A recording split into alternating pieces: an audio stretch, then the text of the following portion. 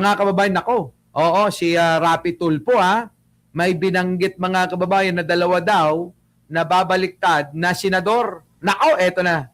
Sino po yung dalawa sa majority na Nako. lilipat sa inyo? Ito ang masasabi ko, Igan. Kung pagmamasdan nyo yung demeanor ng mga senador na sa majority at that time yung mangyari kaguluhan, merong ilan doon na hindi happy. Yung mga kilos nila, yung demeanor nila, parang hindi sila sang-ayon sa mga pangyari. Opo. Yun yung dalawa maaaring lumipat. Sino po yun? I don't know. So dalawa po. Okay. Kita nyo mga kababayan ko, sino kaya yan dalawa na yan? Kasi narinig natin yan sa isang senador. Ngayon naman narinig natin kay Rapi Tulfo. Sino yung dalawang senador na hindi na raw masaya sa ginagawa ng kampo ni Alan Peter Cayetano? Sino kaya yun, ano? Sino?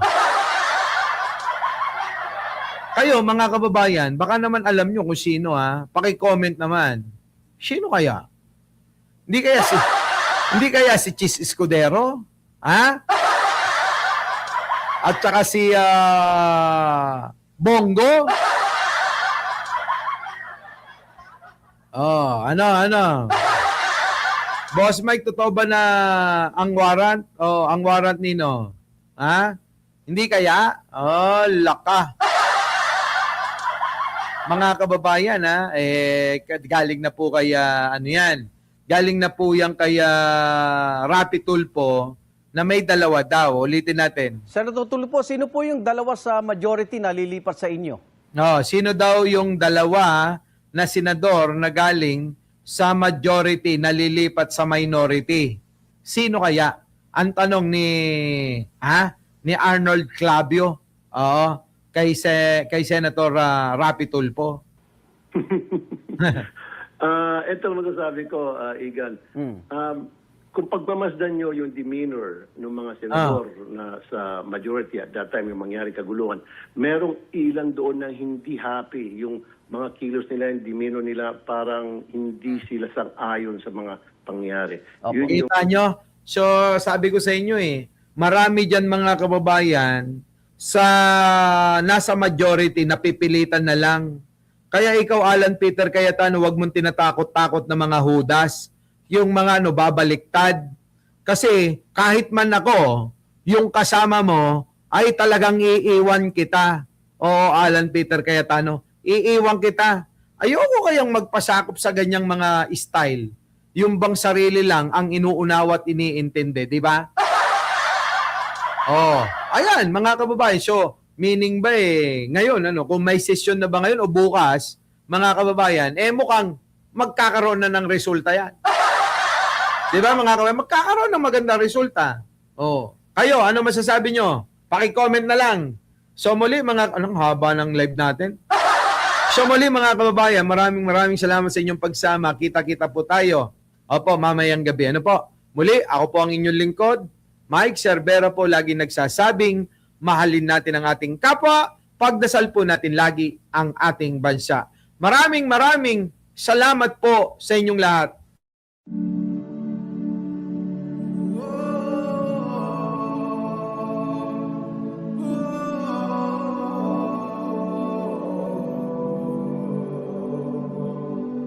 Katotohanan ay lalabas kahit pa itago, parang kinabukasan at araw na panibago. Nanailang tama sa mali kapag hinalo, mabuti ang magwawag ay masamay laging tao. Paano kung ikaw ay inaagrabyado, di natapakan na ang buong pagkatao?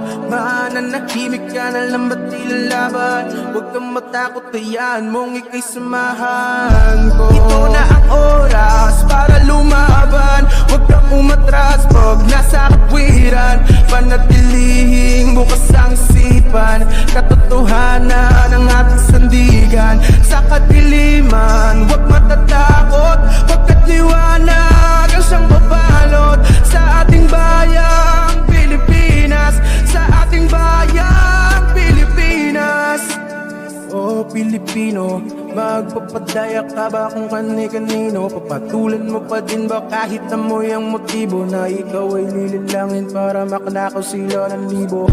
Di tayo pokpok kaya't wag magpagamit. Nakatutok man sa ulit at dilin ka sa langit. Kilayain na sa rurok pa pa ng mga balakid. Pagkat hanggang ngayon nagtatanong pa rin ako ng bakit kaya di pa rin nasusolusyonan mga problemang kinakaharap ng pamayanan. Sabi nila yung lahat nagkat, ngunit bakit yung iba wala ang naipundar? Magpupulag-pulagan ka na lamang ba?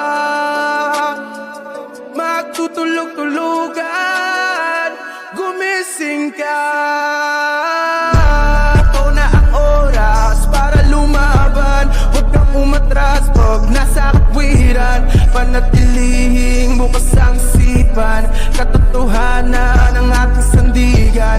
Sa kadiliman, huwag matatakot, pagkat liwanag ang siyang babalot sa ating bayang Pilipinas, sa ating bayang Pilipinas. Gagaling magsalita, maaari ka nila makuha ng bigla-bigla. Mga mapangmanipula, kung di mo maaapila ay maniniwala ka, ngunit sa dulo wala sila nagawa kahit isa. Yung akala mong tutulo sa iyo na magbanat ng buto ay siya ring magdadagdag sa pinubuhat mong bato. Gagamitin ka lang pala sa pansariling gusto. Ikaw naman ang daling nagpahuto, maging matapang sa pagharap ng hamon. Langoyin ang dagit kahit mataas ang alon. Kasama mo ako at kakahandang tumulong, pagkat mahal ko ang bayan at ang Diyos na Panginoon.